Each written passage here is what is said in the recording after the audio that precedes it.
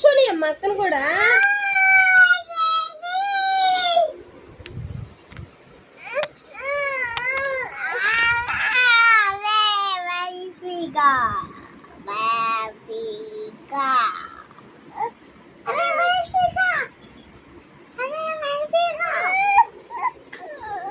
కూర్చొని అక్కడ కూడా కూర్చొని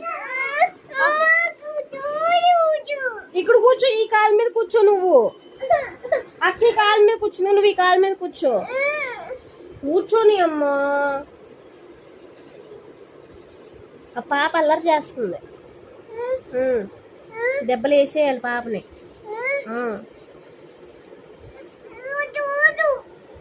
వద్దు. ఈ కాలు మీద కూర్చో.